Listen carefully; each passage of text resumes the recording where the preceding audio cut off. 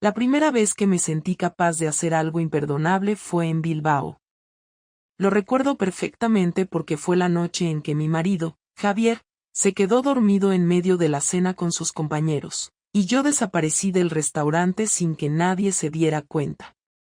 Sí, así de claro. Me levanté, cogí mi bolso, salí por la puerta principal del local y caminé sin rumbo por las calles del casco viejo. No era la primera vez que él me arrastraba a uno de esos congresos aburridísimos donde acababa hablando de asfaltos, puentes y licitaciones hasta con el camarero. Pero esa noche fue diferente. Esa noche fue como si algo en mí se rompiera del todo. Venía con la cabeza cargada. Demasiados años de lo mismo. Los niños, el trabajo, los horarios, las comidas, las cenas, la lavadora, el que hay para cenar, y el mañana me voy temprano, tengo obra en Córdoba. No sé. Fue como si de pronto me viera desde fuera, sentada entre ingenieros gordos hablando de cemento, y pensara, ¿esta soy yo? ¿Así va a seguir mi vida? No me había ido muy lejos cuando lo vi. En la barra de un bar pequeño, uno de esos que apenas tienen luz, con la música a volumen justo para no molestar. Estaba solo, leyendo algo en su móvil, con un vaso de vino medio lleno. Llevaba una chaqueta oscura, un reloj sencillo y una expresión de esas que parecen no pedir nada. Me vio. Yo también lo vi. No dijimos nada durante unos segundos. Me senté a su lado sin saber por qué. ¿Te han dejado plantada o te has escapado?, me preguntó. Lo segundo. Nos reímos.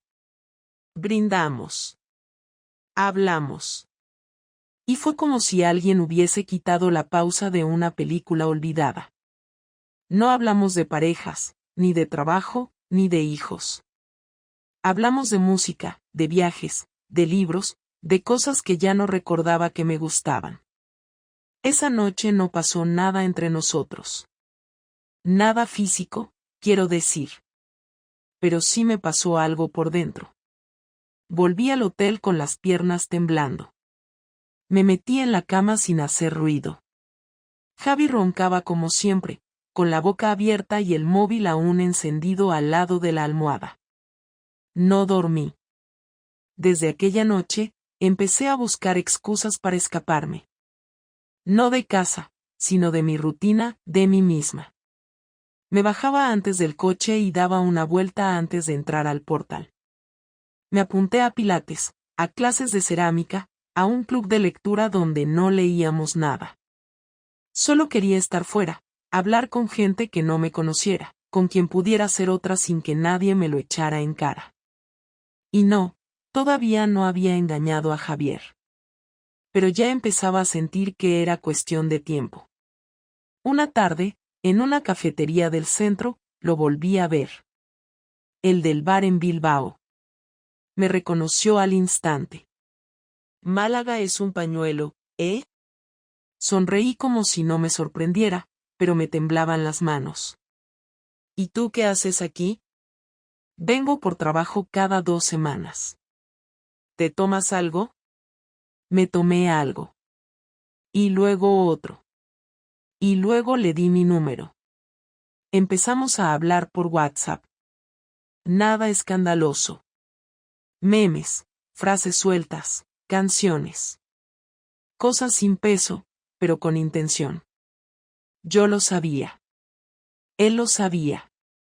Jugábamos a fingir que no. Y mientras tanto, en casa, todo seguía igual. Los deberes de los niños, las cenas rápidas, Javier llegando tarde, besos en la mejilla, sexo una vez cada 3 semanas, mecánico, casi por compromiso.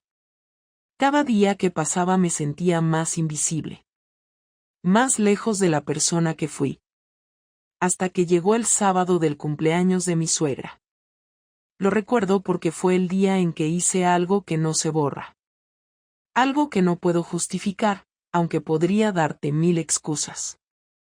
Pero prefiero que lo veas por ti misma. Javier se enteró de todo por culpa de un error mío, pero no fue con un mensaje, ni una foto, ni nada que se pueda borrar. Fue peor. Fue algo que no controlé y que me desarmó por completo. Fue mi cara. Esa tarde, después del almuerzo con su madre, yo ya estaba nerviosa. Tenía planeado volver al centro a encontrarme con él, con el tipo del bar de Bilbao, que ahora ya se llamaba Tony, que ya me conocía de memoria, que ya me había tocado la mano una vez, solo un roce, pero que me había dejado temblando. Yo había dicho que iba a ayudar a una amiga con la mudanza. Javier lo creyó sin preguntar mucho, como siempre. Estaba más interesado en revisar un presupuesto que le habían rechazado en Córdoba, así que mientras hablaba por teléfono en el salón, yo fui a cambiarme a la habitación. Pensé que estaba sola, que él no prestaba atención, que su madre estaba entretenida con los niños. Me vestí con ropa que no suelo usar. Una falda que tenía guardada desde hace años, una blusa ajustada, perfume. Me miré en el espejo antes de salir y me vi distinta, más despierta, más viva. Y fue ahí, justo ahí, cuando Javier entró en la habitación y me vio. No dijo nada en el momento, solo se quedó mirándome con una mezcla de sorpresa y algo más que en ese momento no supe identificar. Te vas muy arreglada para una mudanza, ¿no? Me soltó mientras se apoyaba en el marco de la puerta. Sentí que se me helaba el cuerpo. Pensé rápido. No voy a cargar muebles, solo voy a estar con ella porque no quiere estar sola. Le da cosa que los de la empresa de mudanza vayan sin nadie más en casa. ¿Quién es? ¿La conozco? Cristina, una amiga del instituto. La conocí hace poco otra vez, por casualidad. ¿No te conté? No, me respondió, sin moverse ni un milímetro, con la misma cara de antes. Agaché la mirada, cogí el bolso y salí. Él no dijo nada más. Tampoco me miró salir. Todo el camino hasta el centro lo sentí pegado a mi nuca, como si me estuviera siguiendo desde la distancia. Esa noche no pasó nada con Tony. Ni siquiera llegué a verlo. Caminé, anduve sin rumbo, me senté en un banco frente a la estación de tren y me quedé ahí una hora. No podía dejar de pensar en la cara de Javier. Cuando volví a casa, ya era de noche. Los niños estaban dormidos. Su madre se había ido. Y él me esperaba en la cocina, sentado, sin el móvil, sin televisión, sin nada. Solo una copa de vino delante, aunque apenas la había tocado. ¿Te puedo preguntar algo sin que me mientas? Me dijo apenas me vio entrar. Me apoyé en la encimera y asentí con la cabeza, aunque por dentro ya sabía lo que venía. ¿Estás con alguien? Me quedé callada. No fui capaz de negarlo. Ni de confirmarlo. Solo lo miré. Y ese silencio fue peor que cualquier respuesta. Se levantó despacio, dejó la copa sin tocar en el fregadero y se fue al dormitorio sin decirme nada más. Dormimos separados esa noche. Yo en el sofá, él en la cama. No hablamos al día siguiente. Solo lo justo. Los niños, el desayuno, los deberes, el almuerzo. Pero nada más. Ni un cruce de miradas. Como si fuéramos dos desconocidos obligados a convivir. Pasaron 2 días así. Yo no me atrevía a sacar el tema, y él tampoco lo hacía. Hasta que el miércoles, justo después de cenar, me llamó al salón. Quiero saber quién es, me dijo, sin rodeos, con un tono seco. No importa quién es. Para mí sí importa. No quiero detalles. No me interesa cuánto tiempo. Solo quiero saber si te vas a ir con él o no. No me voy a ir con nadie, le respondí. Y era verdad, en ese momento, al menos. ¿Y conmigo te vas a quedar? Ahí no supe qué decirle. Porque esa pregunta no tenía respuesta fácil. Porque no sabía si me quedaba por costumbre, por miedo, por los niños, por el piso, por no enfrentar todo lo que vendría después. No respondí. Otra vez. Mira, Miriam, si me vas a mentir o te vas a quedar callada, mejor no sigas, me dijo, levantándose. No te estoy mintiendo, le contesté, y en ese momento lo creía. Entonces dime la verdad. ¿Lo has visto hoy? No, le dije, y era cierto. ¿Y ayer? Tardé demasiado en contestar. Ya no hacía falta. Él no gritó. No rompió nada. No hizo ningún drama. Simplemente se quedó en silencio, se pasó las manos por la cara y se fue a encerrar otra vez en la habitación. No me echó. No me insultó. Y eso fue lo peor. Porque cuando alguien explota, sabes a qué te enfrentas. Pero cuando alguien se apaga, no sabes qué hacer. Al día siguiente, cuando fui a despertar a los niños, me encontré con una escena que me dejó helada. Sus maletas estaban preparadas en la entrada. Las suyas y las de los niños. Nos vamos unos días a casa de mi madre, me dijo sin mirarme. ¿Qué? ¿Cómo que os vais? Necesito espacio. Ellos también. Esto no es normal, Miriam. No puedo vivir así. ¿Me estás echando de mi casa? No. Me estoy yendo yo. Tú sabrás si quieres seguir con esto o no. Intenté hablar. Pedirle que se quedara. Que lo pensara mejor. Pero ya estaba decidido. En menos de media hora, ya no estaban. Se fue sin una palabra más. Y con él, se llevaron todo lo que era mi vida, la rutina, los sonidos de la casa, los gritos de los niños, el desorden del salón. Me quedé sola. Literalmente. Solo yo y mis decisiones. Esa noche no pude dormir. No por culpa ni por remordimiento, sino porque sentí un vacío enorme, algo que no esperaba. Me había pasado tanto tiempo sintiéndome invisible que no supe cómo manejar esa soledad real, tangible. No me sentía liberada, ni feliz, ni dueña de nada. Me sentía en medio de algo que ya no tenía forma. Y mientras miraba el techo desde el sofá, sin saber si llorar o no, me llegó un mensaje. Era Tony. ¿Estás bien? Fue todo lo que decía. Lo leí. No lo respondí.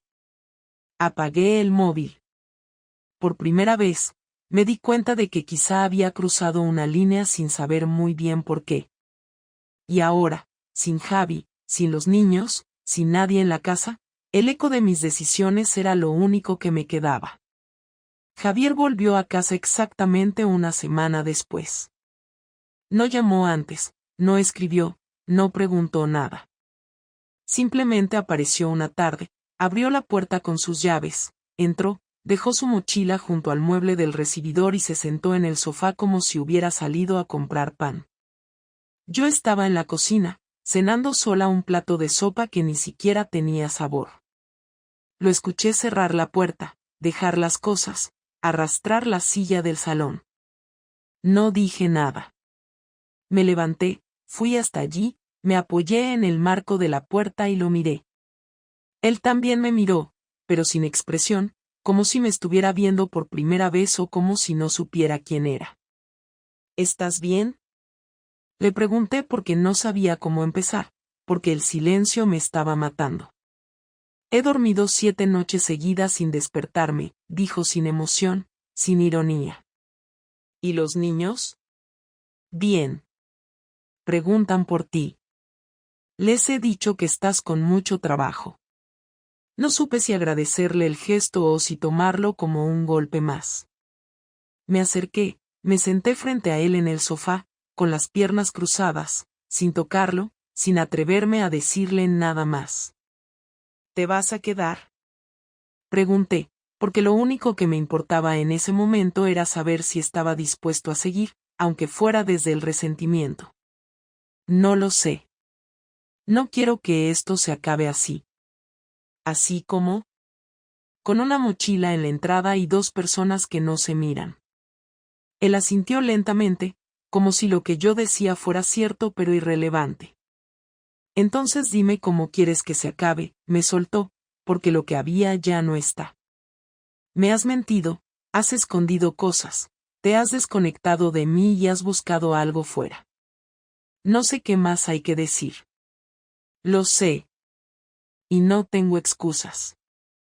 Pero quiero arreglarlo. ¿Quieres arreglarlo porque estás sola o porque me quieres? La pregunta me descolocó, pero era justa.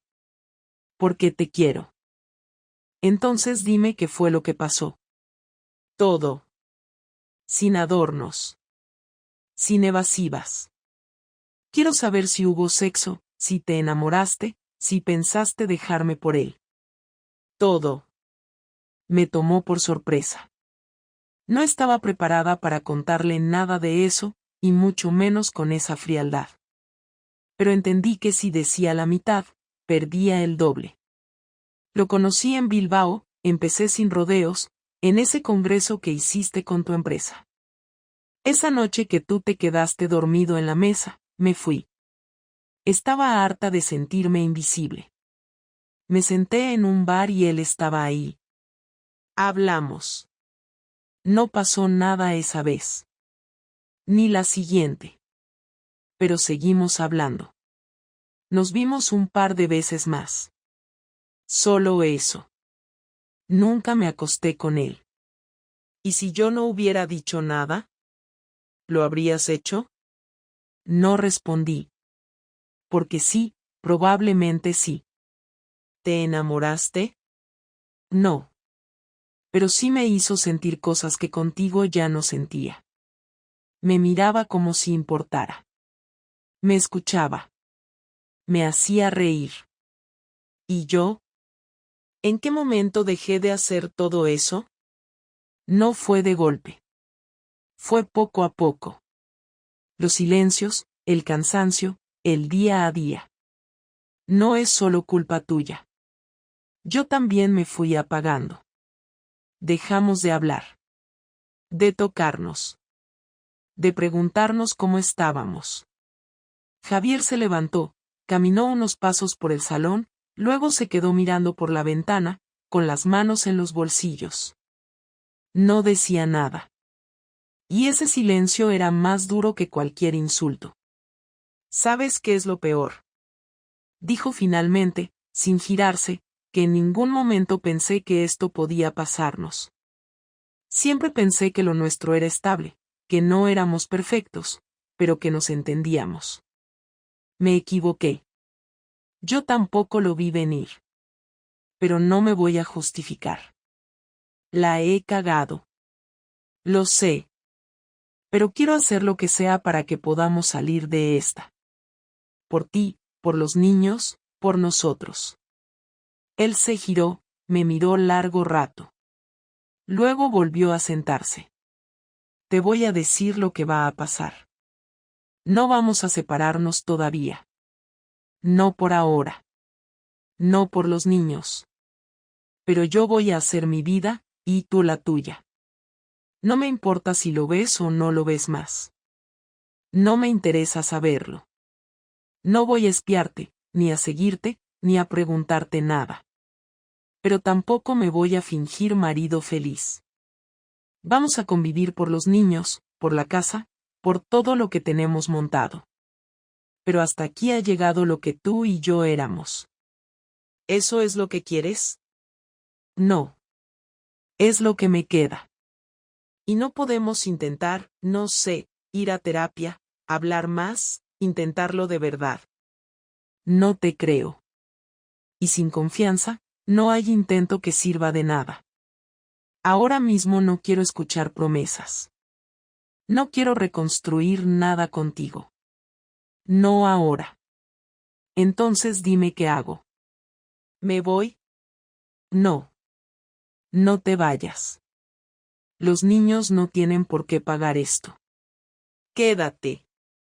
Vamos a fingir que todo está bien hasta que sepamos si esto puede o no tener solución. Pero no me busques. No intentes acercarte. No me toques. No me hables como antes. Ya no somos eso. No supe qué responder. Asentí. Me levanté. Fui al baño. Me encerré. Y por primera vez desde que todo había empezado, lloré. Lloré en silencio, sin hacer ruido, porque no me quedaba otra cosa que aceptar. La convivencia con Javier a partir de ese momento fue como vivir en un escenario.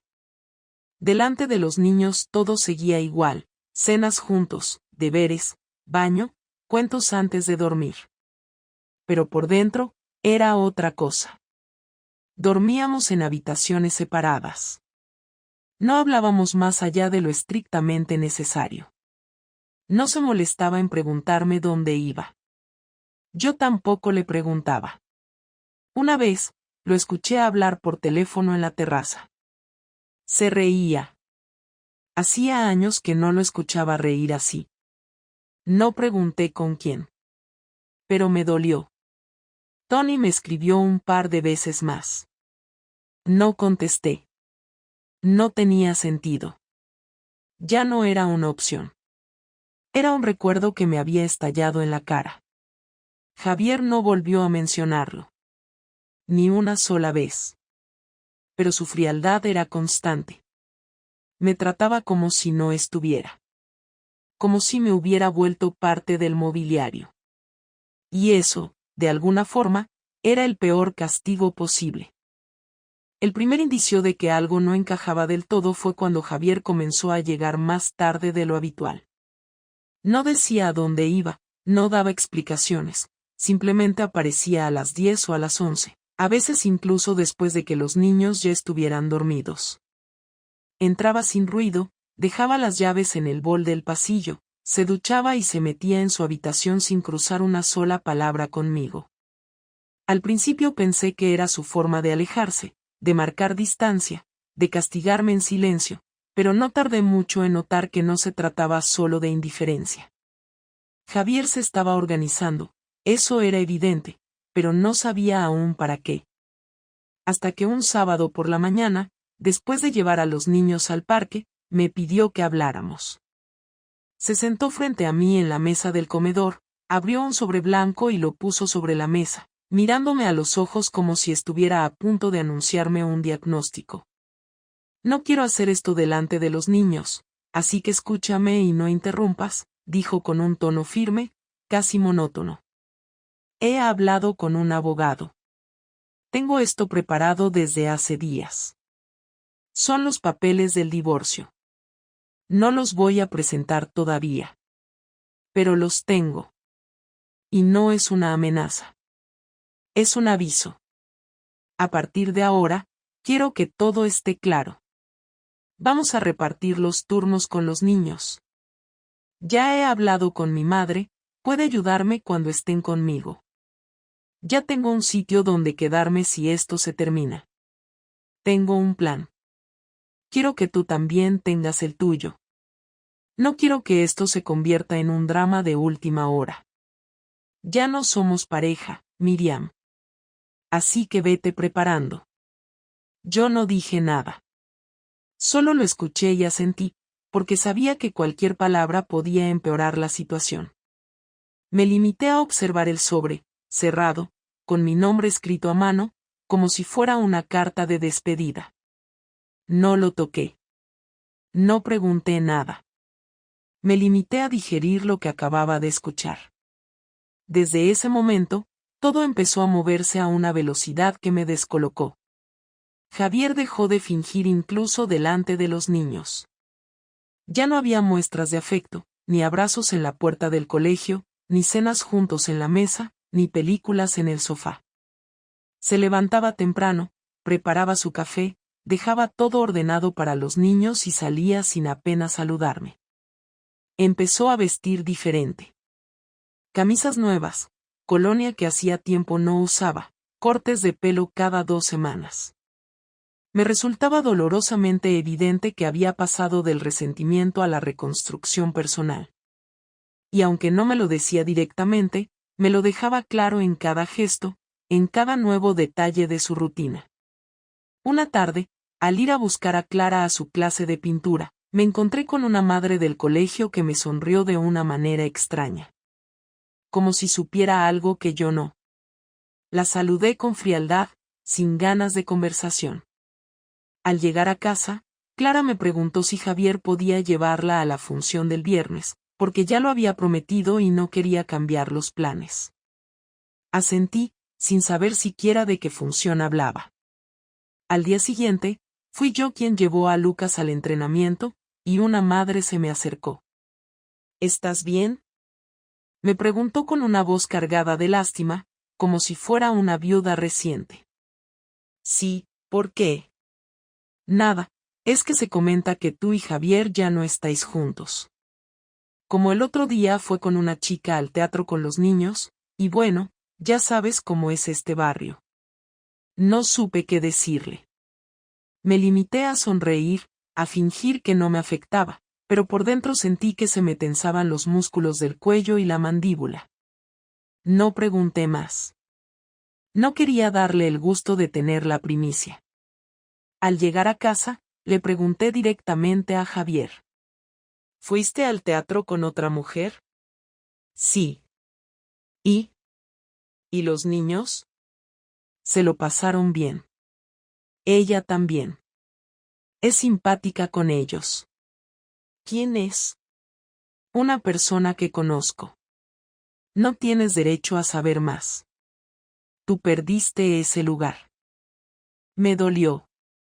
Me dolió más de lo que esperaba, porque hasta ese momento me había convencido de que yo tenía el control de la situación, de que si algo se rompía, había sido por mí, y que por lo tanto, yo tenía el poder de decidir cuándo y cómo recomponerlo.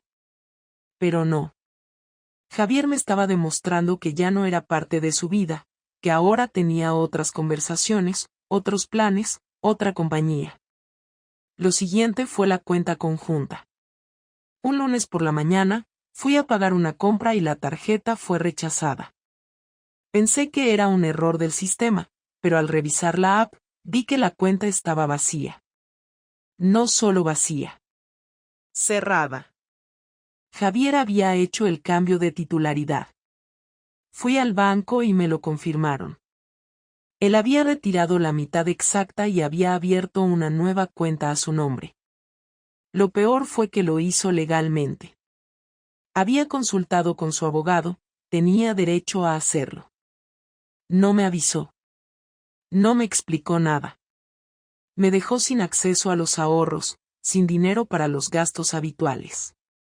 Volví a casa furiosa, entré dando un portazo y fui directa a buscarlo. ¿Me puedes explicar por qué coño has cerrado la cuenta sin decirme nada? Porque ya no somos una pareja, Miriam.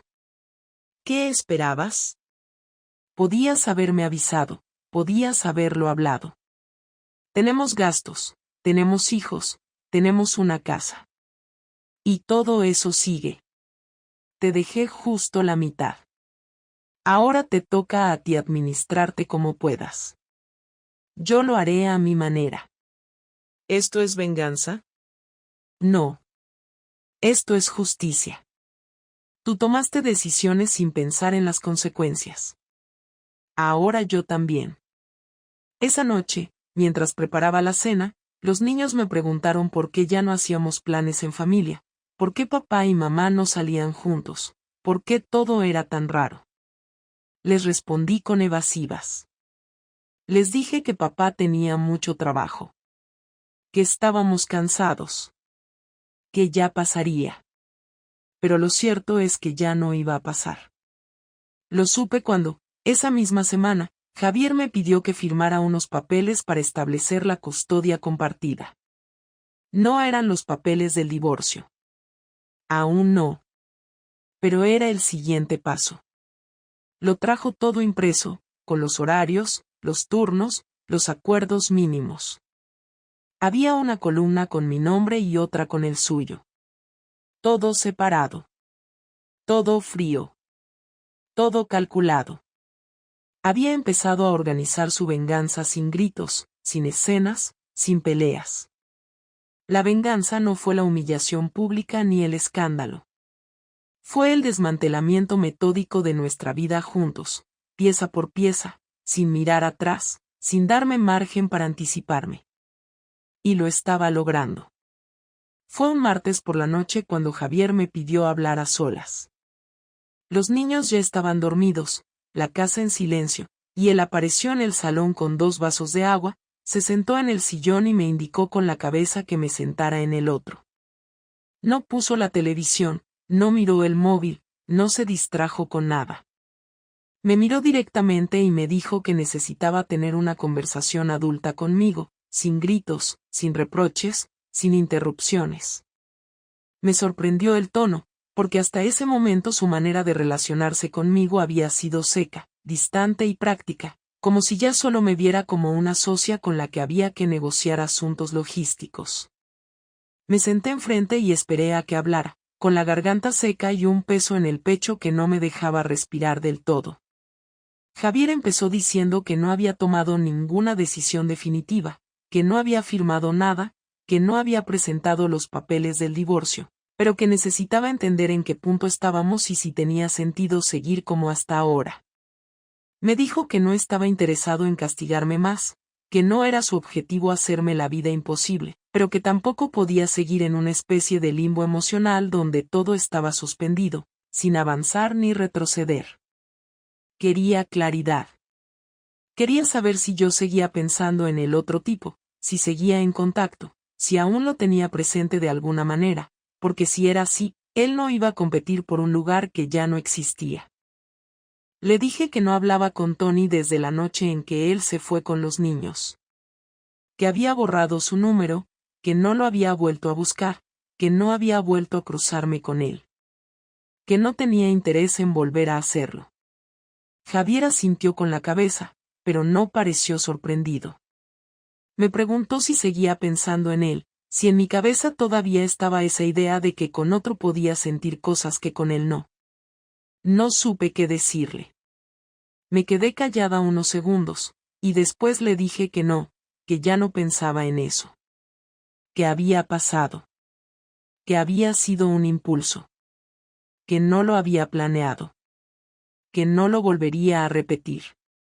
Javier me miró en silencio. Luego se apoyó en el respaldo y cruzó los brazos. ¿Y qué quieres ahora?, me preguntó con voz neutra. Quiero intentarlo, le respondí sin rodeos, pero de verdad. No quiero seguir así. No quiero seguir fingiendo que estamos bien cuando no lo estamos. Quiero arreglarlo. Si tú también quieres. Me miró fijamente, como si intentara detectar una mentira en mis palabras, una trampa, una segunda intención. Me dejó hablar. Me dejó explicarme. Le dije que había sido una cobarde, que había buscado fuera lo que debería haber hablado con él, que había actuado sin pensar en las consecuencias, que entendía su dolor y su rabia, que aceptaba su desconfianza, pero que quería reconstruir, aunque nos llevara tiempo. Le dije que lo echaba de menos, que no por costumbre ni por comodidad, sino porque, a pesar de todo, seguía siendo la persona con la que quería estar, aunque ahora tuviéramos que empezar casi desde cero. Él me escuchó. No me interrumpió. Cuando terminé, se quedó callado un rato largo.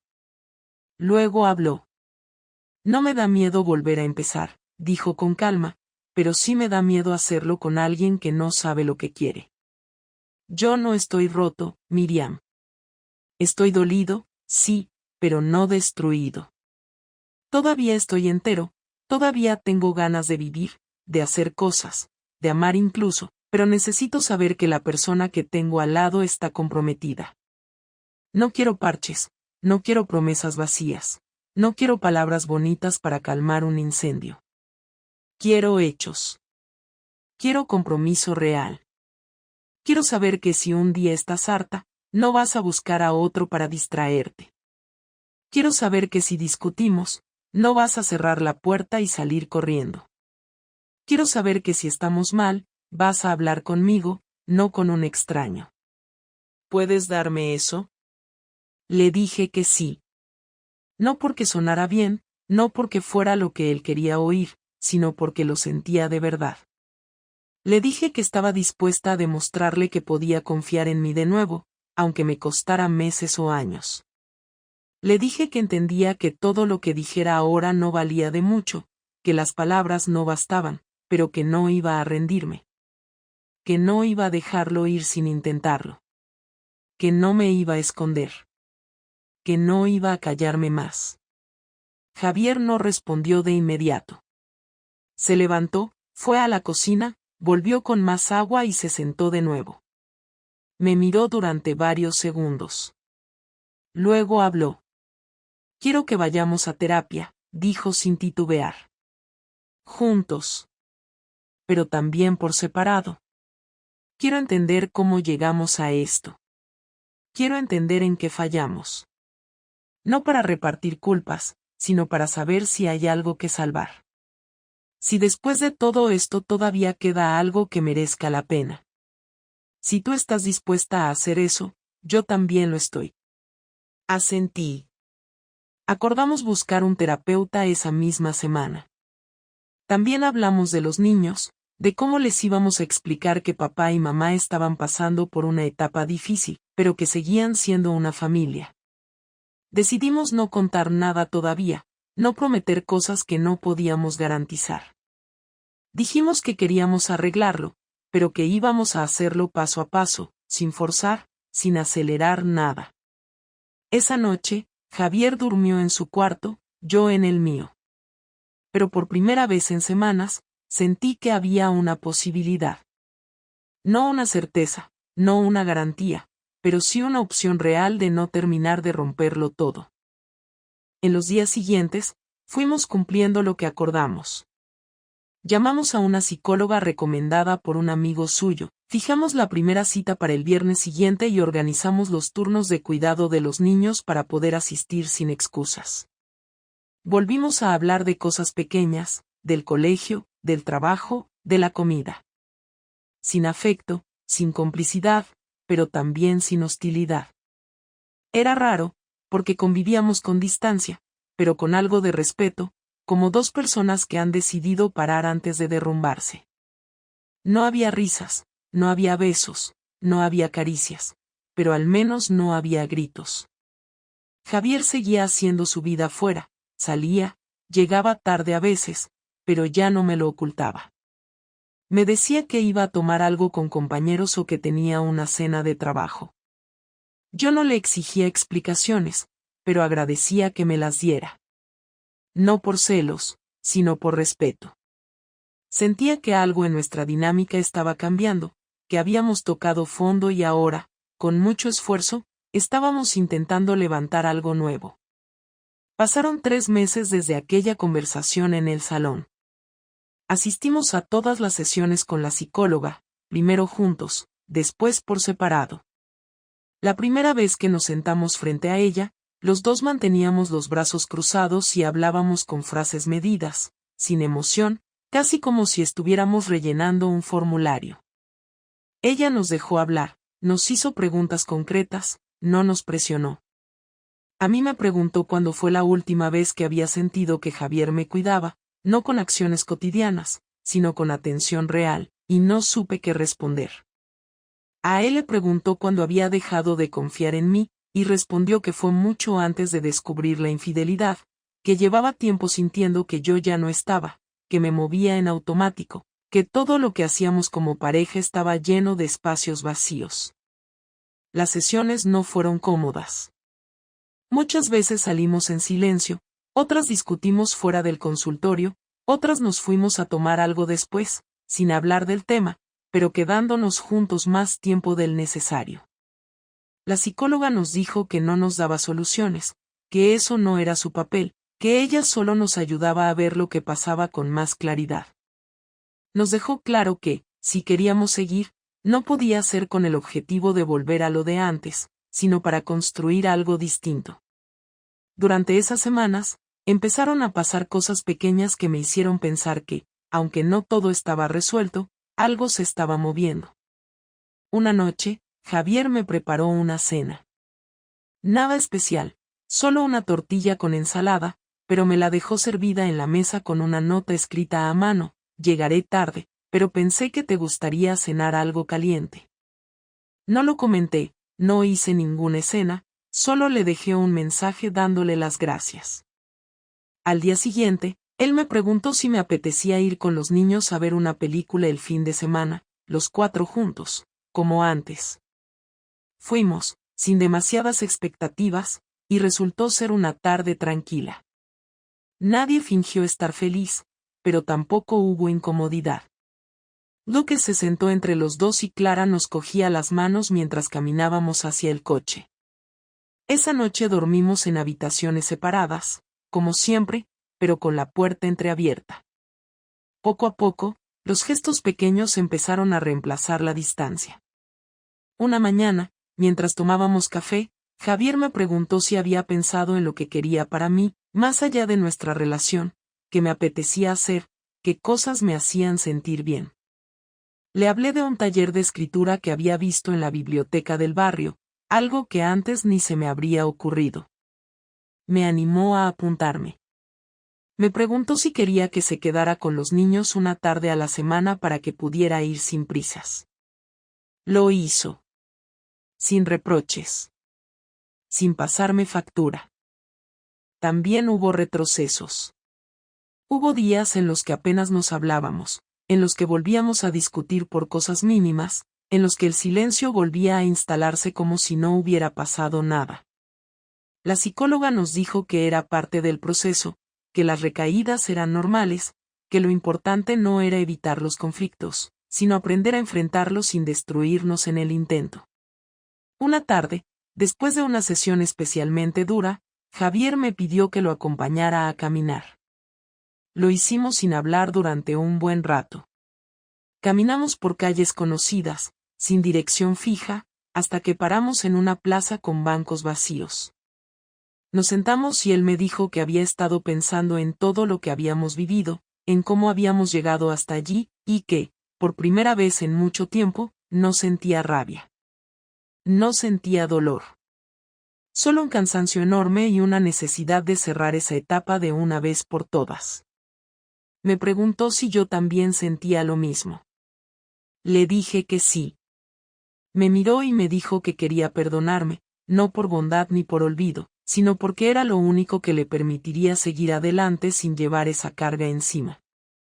Me dijo que quería intentarlo conmigo, pero que si en 6 meses seguíamos en el mismo punto, sin avance, sin afecto, sin deseo de verdad, él prefería separarse y vivir en paz. Yo le dije que estaba de acuerdo, que 6 meses era un tiempo justo, suficiente para saber si lo nuestro tenía alguna posibilidad real. Desde ese día, dejamos de dormir en cuartos separados. No fue una decisión explícita, no hubo una conversación al respecto. Simplemente, una noche me metí en la cama con él, y no me rechazó. No hubo sexo, ni siquiera abrazos, pero nos quedamos ahí, compartiendo el espacio, la respiración, la presencia. A la semana, volvió a tocarme, despacio, con una mezcla de inseguridad y deseo. Me dejé. Y por primera vez en mucho tiempo, el cuerpo no me pesó, no me sentí sucia ni falsa. Me sentí conmovida. Tardamos un mes más en recuperar algo parecido a una vida íntima.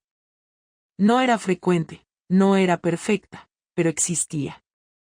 Y eso ya era mucho más de lo que tenía cuando empecé todo esto. Los niños no preguntaron más. Se adaptaron a la nueva dinámica como si siempre hubiera sido así. Empezaron a dormir mejor, a comer mejor, a reírse más. Yo también. A veces me sorprendía haciéndolo sin motivo. O sin miedo. Un viernes, después de dejar a los niños en casa de mi suegra, Javier me propuso salir a cenar.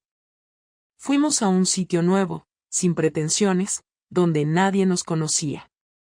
Hablamos de nuestras primeras vacaciones, de las tonterías que hacíamos cuando éramos novios. Volvimos sin prisas. Nos acostamos y dormimos abrazados, como si todo lo anterior no existiera. Pero existía. No lo olvidamos.